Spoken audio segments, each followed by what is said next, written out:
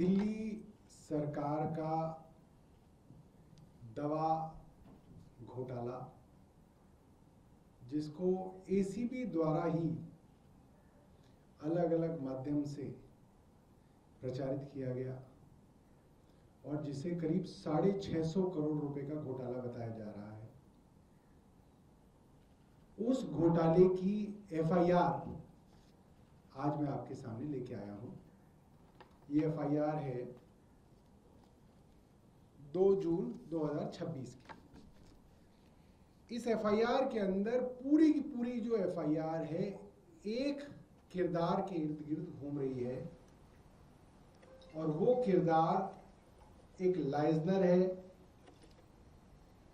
या ये कह सकते हैं पूरा का पूरा हेल्थ कार्टेल चलाने वाला एक प्राइवेट आदमी है जिसका नाम है राजीव रंगीला।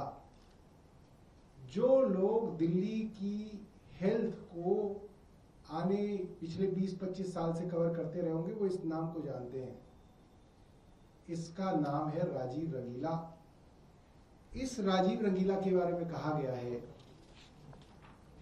कि ये पूरा का पूरा ये जो दवाइयों का, इक्विपमेंट्स का हेल्थ घोटाला, हेल्थ स्कैम हुआ, वो इसने सरकार के साथ मिलके किया और सरकार को करोड़ों रुपए का चूना लगाया। इसके अंदर एक मोडस ऑपरेंडी एफआईआर के अंदर बताई गई है। ये आदमी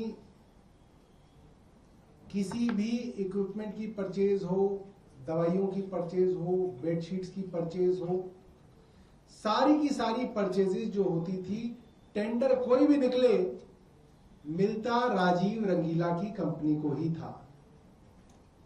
एसीबी की एफआईआर बताती है कि राजीव रंगीला ने कुल 3-4 कंपनियां खोली, अलग अलग नामों से खोली, अलग अलग लोगों को इन कंपनियों में डाला, मगर इन सारी की सारी कंपनियों को ऑपरेट और कंट्रोल राजीव रंगीला ही करते थे। इन कंपनियों के कई सारे नाम जो हैं इस डॉक्यूमेंट के अंदर दिए गए हैं। किसी भी काम का जब टेंडर निकलता था तो उस टेंडर की जो स्पेसिफिकेशन होती थी, जो टेक्निकल स्पेसिफिकेशन होती है, मान लीजिए अगर चादरों का टेंडर निकाला तो चादर की लंबाई इतनी होनी चाहिए, चौड़ाई इतनी होनी चाहिए, जीएसएम इतना होना चाहिए, कलर ये होना चाहिए, मटेरियल ये होना चाहिए, वो सारी की सारी जो स्पेसिफिकेशन है, जैसे एक्सरे मशीन है तो उसकी टेक्निकल स्पेसिफिकेशन होगी, अगर आपको कोई दवा लेनी है तो उसकी कुछ स्पेसिफिकेशन होगी, वो सारी की सारी स्पेसिफिकेशन राजीव रंगीला डिसाइड करता था। राजीव रंगीला वो सारी की सारी स्पेसिफिकेशन डॉक्टर रंगा को बताता था और डॉक्टर रंगा जो टेंडर कमेटी थी डॉक्टरों की, उनको कहते थे कि भाई इस स्पेसिफिकेशन का टेंडर डालना है। वो स्पेसिफिकेशन क्या होती थी? वो स्पेसिफिकेशन ऐसी होती थी जिसके अंदर कोई साधारण कंपनी हिस्सा ही ना ले पाए। उसके अंदर जो क्वालिफिकेशन रखी जाती थी इतनी बड़ी रखी जाती थी कि काम छोटा सा है मगर उसके अंदर कंपनी का टर्नओवर मांगेंगे 200 करोड़ का, तो 200 करोड़ की कंपनी इतना छोटा काम क्यों करेगी? तो कंपनियां कहेंगी हमें नहीं करना। और छोटी छोटी कंपनियां 200 करोड़ का टर्नओवर नहीं होता तो वो नहीं कर पाती। एक्सपीरियंस मांगेंगे 10 साल का कि सरकार के साथ 10 साल का काम किया हो तो वो कंपनी बाहर हो जाएंगी। ऐसी ऐसी स्पेसिफिकेशन फाइनेंशियल और टेक्निकल रखी जाएंगी कि आम कंपनियां जो दिल्ली सरकार के साथ काम करती हैं वो टेंडर नहीं भरेंगी। जो कंपनियां राजीव रंगीला ने बनाई हैं, एक ही आदमी द्वारा कंट्रोल की गई कई अलग अलग कंपनियां एक ही टेंडर को भरेंगी। एक L1 बन जाएगा, एक L2 बन जाएगा, एक L3 बन जाएगा, L1 को मिल जाएगा। और अगर 10 लाख रुपए की कोई एक्सरे की मशीन मार्केट में उपलब्ध है, हमारे अस्पताल ले रहे हैं, एम्स ले रहा है, तो राजीव रंगीला की कंपनी क्या करती थी कि वो डिस्ट्रीब्यूटर की तरह उस मैन्युफैक्चरिंग कंपनी से पहले तो कॉन्ट्रैक्ट करती थी कि भाई हम आपके डिस्ट्रीब्यूटर हैं, हम आपके माल को डिस्ट्रीब्यूट करेंगे।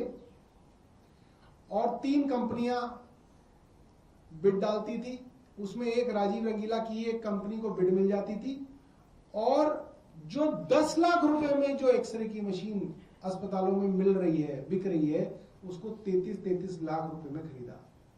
ये एक्सरे की मशीन का है। जब एक्सरे की मशीन की बिड डाली गई तो कहा गया कि 2 एक्सरे मशीन खरीदनी है दिल्ली सरकार को। तो बहुत सारी कंपनी ने बिड ही नहीं डाली कि 20 लाख रुपए के लिए क्या बिड डाली, छोटा सा काम है, छोड़ दो।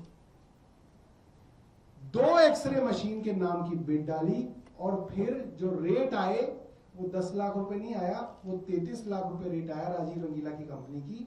और फिर उस कंपनी से 448 एक्सरे मशीन खरीद ली। तो सिर्फ 448 एक्सरे मशीनों को खरीदने में ही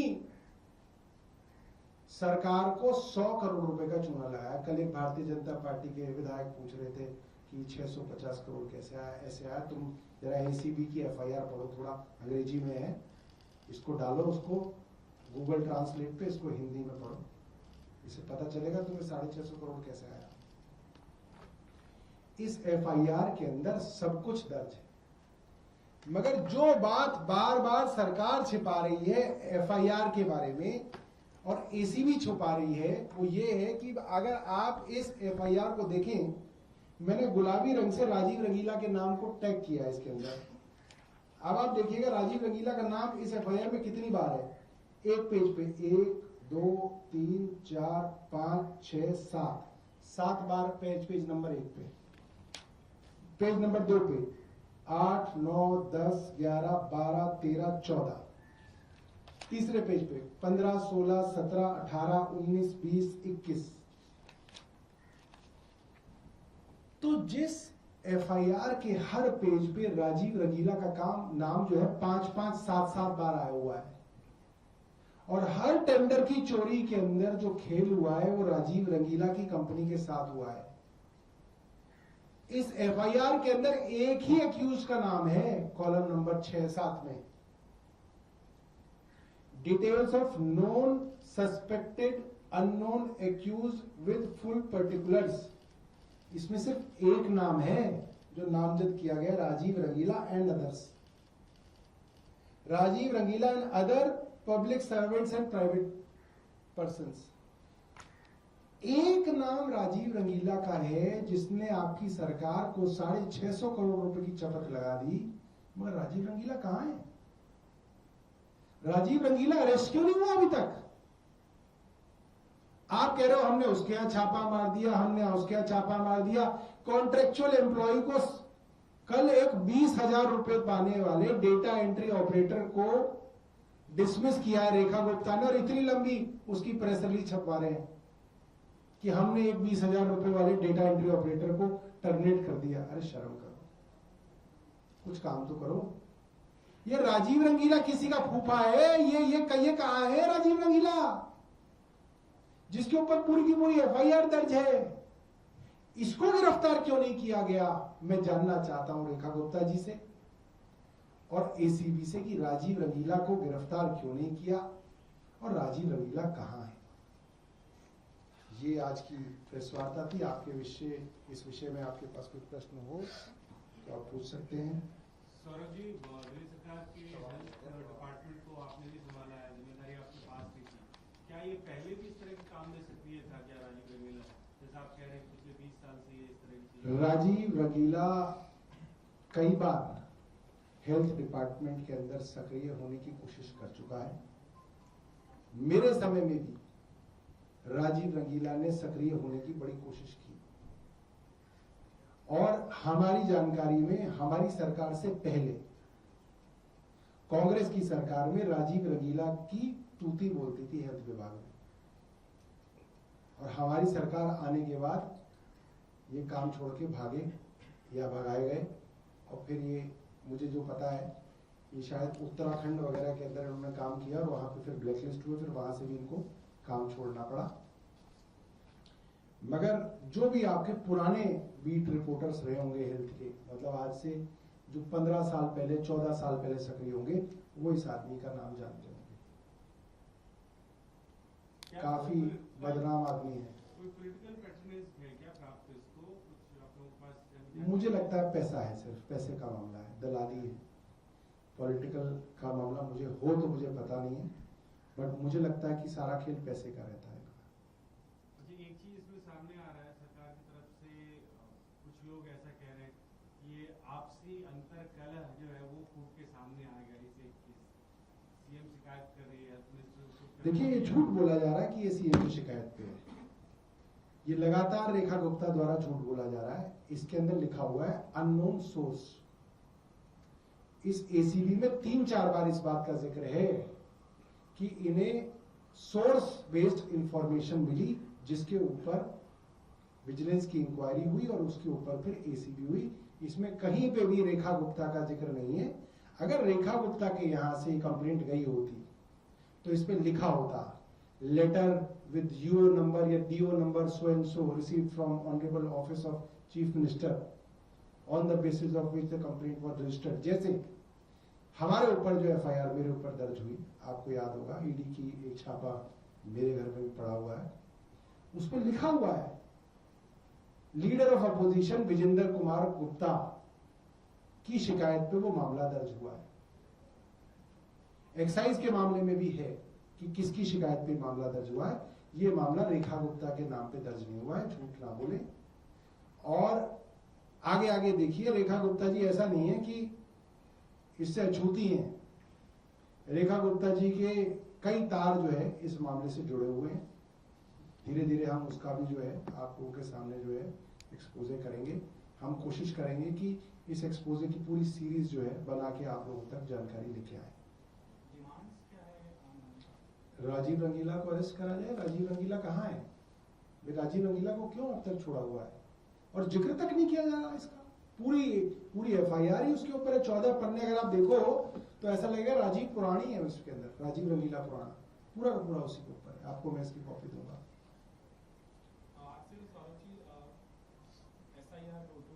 शुरू हो रहा है जी जी। एक महीने तक ये कवायद चलेगी। इसको लेकर पिछले जो हुई एक्सरसाइज वेस्ट बंगाल और बिहार में, उसे लेकर काफ़ी सवाल खड़े हुए थे।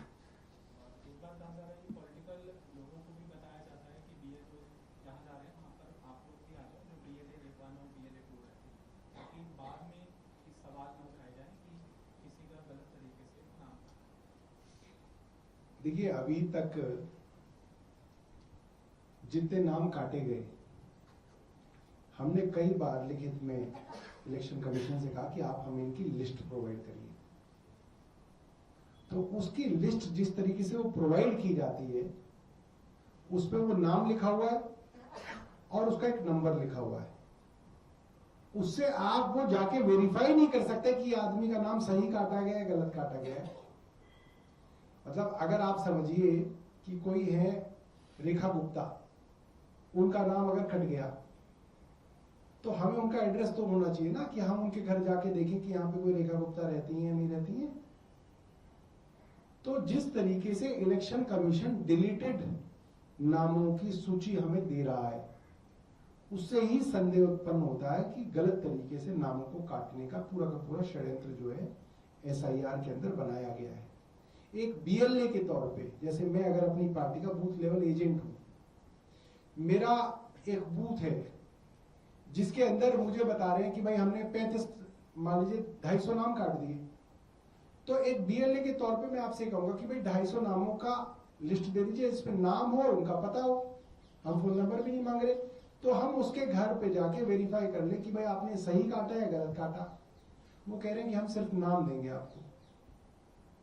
तो उस नाम से क्या होगा? उस नाम से तो कोई फायदा नहीं होगा। तो जानबूझ के जो है इस पूरे प्रोसेस को इस तरीके से बनाया गया है कि कहने को तो प्रोसेस चल रहा है, मगर उसके अंदर कोई भी जो है ट्रांसपेरेंसी नहीं है। और कुछ कल EV पॉलिसी गवर्नमेंट ने अनाउंस की है, इसके अंदर फेज वाइज मैनर में टू व्हीलर और छोटा हाथी हो रहा है। भाई, जिस दिन ये सरकार बनी थी फरवरी 2025 में, हमने मार्च में प्रेस कॉन्फ्रेंस करके बताया था कि इस सरकार की ये जो बड़े बड़े व्हीकल मैन्युफैक्चरर्स हैं, इनके साथ कुछ सांठगांठ है। आते ही सबसे पहले ये कहा गया कि हम पुराने जो है 15 साल से पुराने व्हीकल्स को जो है, पेट्रोल के व्हीकल्स को हम खत्म करेंगे, डीजल के जो व्हीकल हैं 10 साल पुराने उनको हम खत्म करेंगे। क्यों?